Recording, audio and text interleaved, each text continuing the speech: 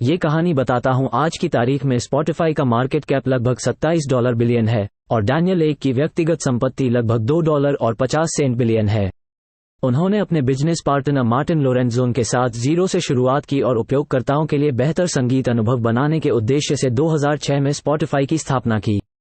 प्रारंभिक विचार एक ऑनलाइन संगीत मंच प्रदान करना था जो उपयोगकर्ताओं को कानूनी रूप से और उच्च गुणवत्ता वाली ध्वनि के साथ संगीत स्ट्रीम करने की अनुमति दे। स्पॉटिफाई को 2008 में स्वीडन में लॉन्च किया गया और इसने यूरोप में तेजी से लोकप्रियता हासिल की। स्पॉटिफाई ने 2011 में अमेरिकी बाजार में प्रवेश किया और तब से ये दुनिया की सबसे सफल संगीत स्ट्रीमिंग सेवाओं में से एक बन गई है। अप्रैल 2023 तक स्पॉटिफाई के दुनिया भर के 178 बाजारों में 500 मिलियन से अधिक सक्रिय उपयोगकर्ता हैं। कंपनी ने पॉडकास्ट और ऑडियोबुक को शामिल करने के लिए अपनी सेवाओं का भी विस्तार किया है। एक के नेतृत्व में स्पॉटिफाई ने वैयक्तिकृत प्लेलिस्ट, सामाजिक साझाकरण और आवाज सक्रिय नियंत्रण जैसी नई सुविधाओं को पेश करते हुए नवाचार और विकास जारी रखा है। कंपनी ने अपने ग्राहकों को सहज संगीत अनुभव प्रदान करने के लिए उबर और स्टारबक्स जैसे अन्य व्यवसायों के साथ रणनीतिक साझेदारी भी की है। एक को बचपन से ही टेक्नोलॉजी का शौक था। डैनियल का पालन पोषण उनके सौतेले पिता ने किया, जो सूचना प्रौद्योगिकी में काम करते थे। एक बच्चे के रूप में डैनियल एक संगीत सुनते समय पहले से ही बुनियादी कोड प्रोग्रामिंग कर रहा था। 14 साल की उम्र में एक अपने हाई स्कूल के कंप्यूटर कक्ष में वेब पेज बना रहा था। उसने उन्हें सस्ते में बेच दिया। अपने नेतृत्व का उपयोग करते हुए उन्होंने अपनी मदद के लिए अपने दोस्तों को भर्ती किया और अपने छोटे व्यवसाय से डैनियल प्रति माह $15,000 कमा रहे थे, जिसे उन्होंने ज्यादातर वीडियो गेम में निवेश किया था। बाद में उन्होंने उन सर्वरों में निवेश किया जहां उन्होंने वेब पेजों को होस्ट किया। इस तरह उन्होंने अपना मुनाफा और भी बढ़ा लिया। इससे संतुष्ट न होते हुए 16 साल की उम्र में उन्होंने गूगल में नौकरी पाने की कोशिश की क्योंकि वह प्लेटफॉर्म की गति से ग्रस्त थे। उनके पास डिप्लोमा नहीं होने के कारण उन्हें रिजेक्ट कर दिया गया। इसलिए उन्होंने अपना स्वयं का खोज इंजन बनाने का प्रयास किया, लेकिन उनका प्रयास असफल रहा। फिर विश्वविद्यालय आए। ये संभवतः डैनियल के लिए बहुत उबाऊ था, जिसने अपने पहले वर्ष में ही पढ़ाई छोड़ दी थी। उसे वास्तव में इसकी बहुत अधिक आवश्यकता नहीं थी, क्योंकि कुछ ही समय बाद वह एक ऐसी प्रणाली लेकर आया जिससे उसे $2 मिलियन की कमाई हुई। केवल 23 साल की उम्र में डैनियल एक के पास फरारी, स्टॉकहोम में एक शानदार अपार्टमेंट था और उसका स्वागत किया गया था देश के सभी वीआईपी स्थान। लेकिन वो खुश नहीं था। वो अकेला महसूस करता था, ऐसे लोगों से घिरा हुआ था जो केवल उसके पैसे में रुचि रखते थे। दुर्भाग्य से डैनियल के लिए पैसे से उसे खुशी नहीं मिली। अवसाद ने उसे उस जीवन को पीछे छोड़ने और हर चीज से छुटकारा पाने के लिए प्रेरित किया।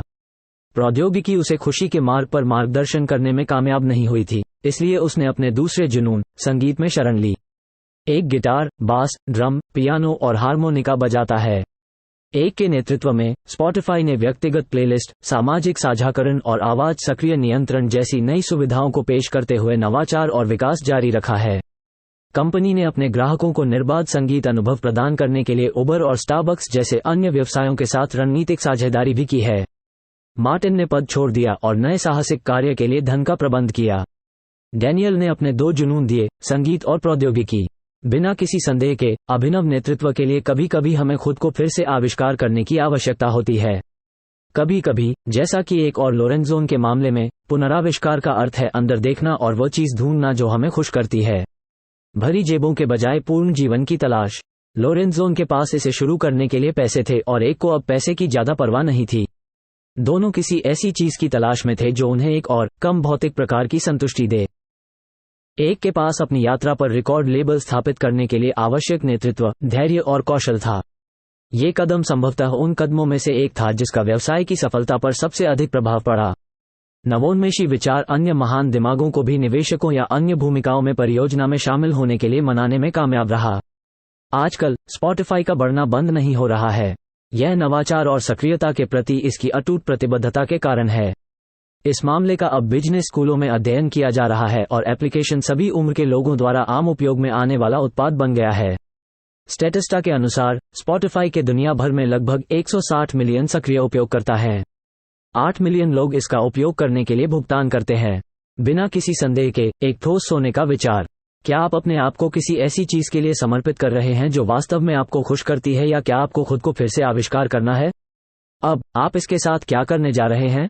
क्या आप अपने जीवन को अगले स्तर पर कैसे ले जाएं, इस पर थोड़ा गहराई से जानना चाहते हैं? मैं इस मार्गदर्शिका की अनुशंसा करता हूं।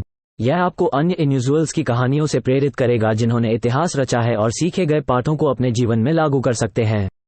अगर आपको ये कहानी पसंद आए तो मेरे चैनल को सब्सक्राइब करें, कमेंट करें। मैं जल्द ही ऐसी ही एक और प्रेरणादायक कहानी लेकर आऊंगा।